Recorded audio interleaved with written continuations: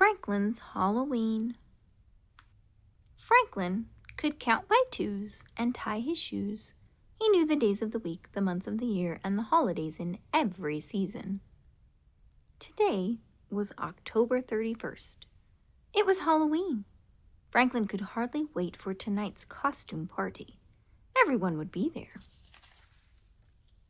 Franklin and his friends had talked about the party for weeks. There would be games, prizes, and even a parade. Best of all, there would be a haunted house. "I think there'll be bats and spiders," said Franklin. "And skeletons," added Beaver. Rabbit shivered. "My sister says she saw a real ghost in there last year." "That's silly, Rabbit," said Beaver. "There are no real ghosts." All of Franklin's friends were excited because of the costume contest. Franklin wasn't sure what he was going to wear. He tried on everything in his dress-up trunk, but nothing seemed quite right. Beaver and Goose were keeping their costumes secret. "Try to find us at the party," they giggled. Fox was also mysterious about what he was going to be. "Look for something gruesome," he said. That gave Franklin an idea. He would be something creepy. It took Franklin more than an hour to make his costume. As soon as it was done, he sneaked up behind his father and tapped him on the shoulder. "Trick or treat," said Franklin. "Ah!" gasped his father. "Who are you?" In his deepest, spookiest voice, Franklin answered, "It's me, Frankenstein." On the way to town, Franklin tried to guess who was inside each costume. "At least I don't have to worry about finding Bear," said Franklin. "He's always a ghost." By the time Franklin and his parents arrived, the party had started. Franklin spotted a ghost at the apple bobbing and hurried towards him. "Hello, Bear," Franklin said. "Ooh," answered the ghost. "That's good, Bear," said Franklin. "You sound really scary." Franklin bobbed for an apple.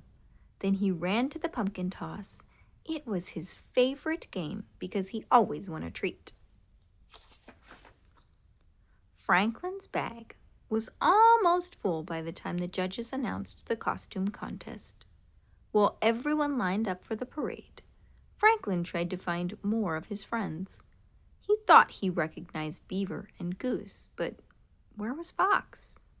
They marched around the building twice. Franklin made horrible monster sounds and shuffled with stiff, straight legs. He won a prize for being the best green monster. There was only one more thing to do: go into the haunted house. "You first," said Beaver, pushing Franklin towards the door. It creaked open. A skeleton rattled. Chains clanged. There were moans. Franklin stepped on something crunchy. Suddenly, a big, hairy hand reached out of the darkness. Franklin's heart beat hard and fast, but before he could scream, a light was flicked on. "Trick or treat!" shouted Mr. Mole. Franklin looked around nervously. Then he laughed. The hairy hand was only Mr. Mole's mop. "Here's a treat for braving the haunted house," said Mr. Mole. "A ghost came before you. He got so scared he flew away." "But Bear can't fly," said Franklin. "It wasn't Bear," explained Mr. Mole. "Bear is homesick with a nasty cold." Franklin shuddered. If Bear wasn't the ghost, then who was? He ran back to his friends who were waiting in line for the haunted house. "Was it scary?" asked Fox. "You look like you've seen a ghost." "Maybe I did," said Franklin. He told them what Mr. Mole had said. "You mean that Bear was never here?" asked Beaver. Franklin shook his head. The ghost flew over them. It swooped low and called, "Ooh!"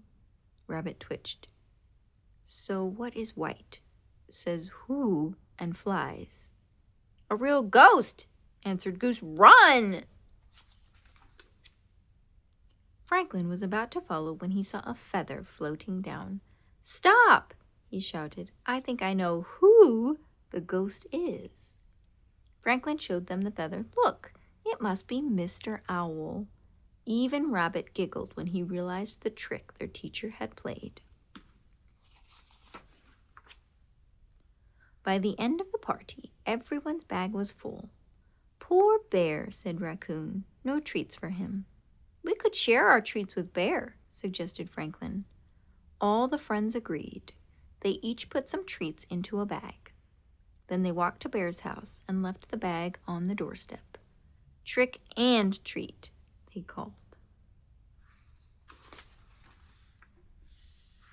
On the way home, Franklin looked into his treat bag. Goodness, said his mother, you have enough there to last until next Halloween. Maybe, said Franklin, sampling a few, but secretly he hoped the treats would last until the end of the week.